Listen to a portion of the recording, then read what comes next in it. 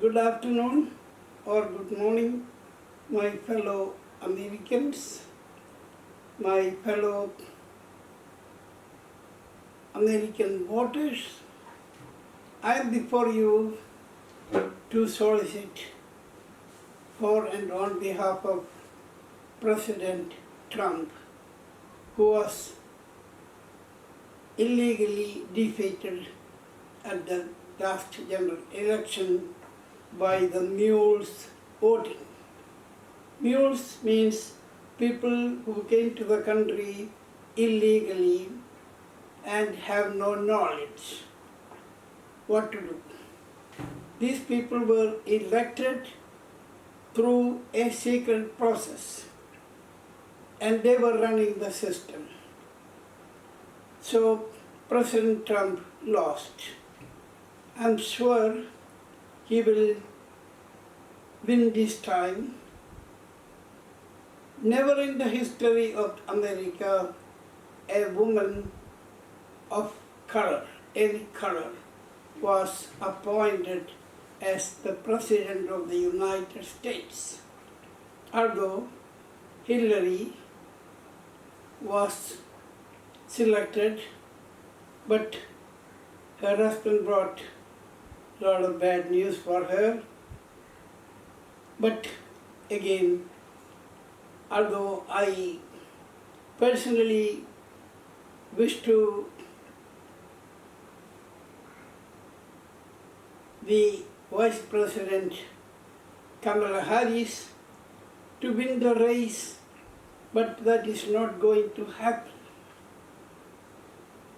When I was living in Michigan, this is the only company I worked at that time after my departure from England, where I was working for Her Majesty's government at the British Post Office. I came to America in a plane with my wife and 3 daughters, all born in Britain. In a plane, not in a boat, not jumping the walls. Why I am so angry today is the promises made by the politicians to pay the employees their 401k pension. That was bungled by the mules who cannot read or understand, put the name of a person properly, the country where he came from, the country where he is living, the city, the town, the state, they know nothing. So my pension for 44 years was bungled. And to compound the problem, the chairman of the Democratic Party's Rules Committee, Ralph Curtis Dawson, then filed a false papers through his co-counsel by the name Tilker, Brian Wayne Tilker. Based on the false affidavit Tilker made to the district court at the Eastern District of New York, the woman judge, Giovanna Seibert, without following the laws, without following the rules and regulations, issued an order granting a summary judgment. And when I read that, she had quoted verbatim at 12 places in her 19-page order how she arrived at the conclusions, although I had overwhelming evidences to show otherwise. Okay?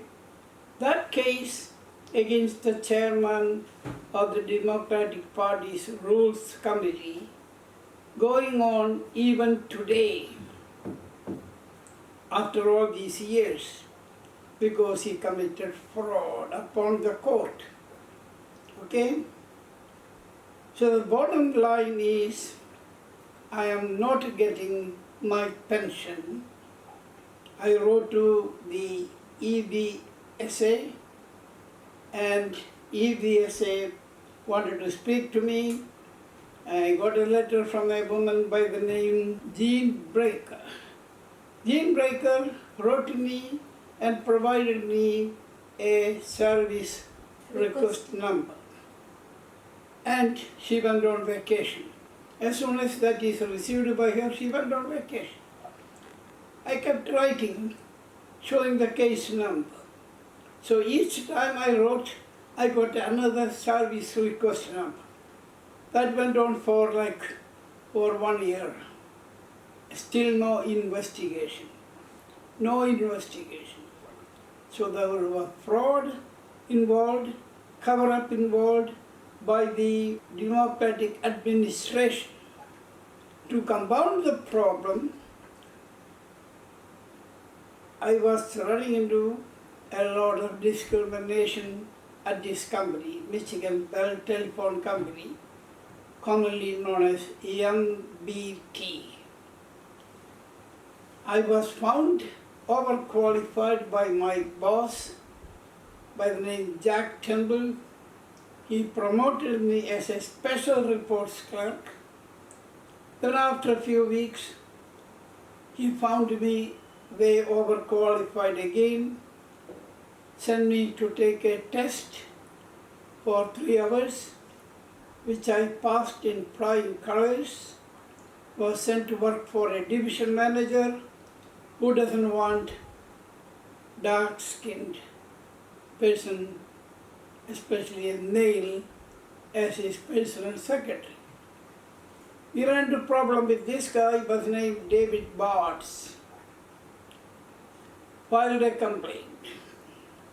One led to the other. Finally, to resolve the complaint, they sent me to work for AT&T, the parent company of AT&T, on a contract for 5 years. Before the contract was over, I was called for a meeting, offered me $35,000 first, which I declined then and there. Then they raised to $45,000, which also I refused, because all the people working for AT&T were given 3 years' salary as compensation and other benefits. So that's the story. So everywhere fraud, F-R-A-U-D, was involved, cover-up and fraud based on politics. Finally, the US Supreme Court, to where I filed a petition for a writ of mandamus, was granted on October 2, 2017. The order said, reading the whole order, the motion for leave to proceed in forma pauperis is denied, and the petition for a writ of mandamus dismissed. That's the first line of the order. See Rule 39.8. The paragraph read, as the petitioner has repeatedly abused the court's process, the clerk is directed not to accept any further petitions in non-criminal matters from petitioner unless the docketing fee required by Rule 38 is paid and the petition is submitted in compliance with the Rule 33(1). That's a clear-cut order of the court. Order of the court. So, folks, these sucker companies kept me in the waiting for 45 years. 45 years. I wanted to bring this to your attention, how these sucker companies, especially AT&T and Michigan will play political fraud upon the unwary public, especially the Michiganders and the communication workers and the automobile workers of Michigan.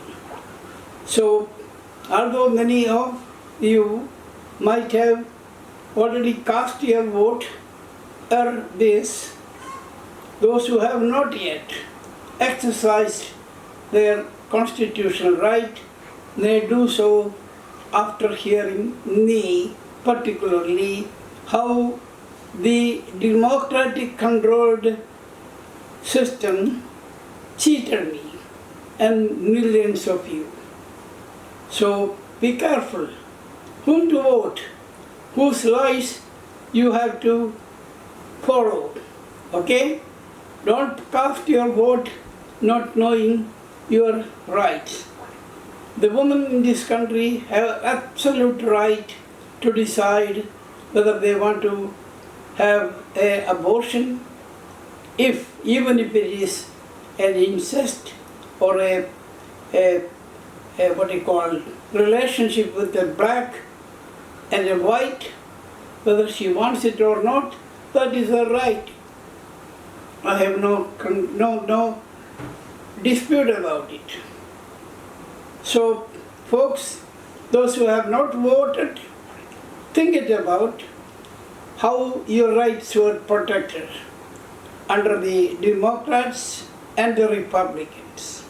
I want to wish you a happy election on November 5, or those who have already cast their vote, I want you to wait and watch until November 6, when the whole world will wake up to hear the news.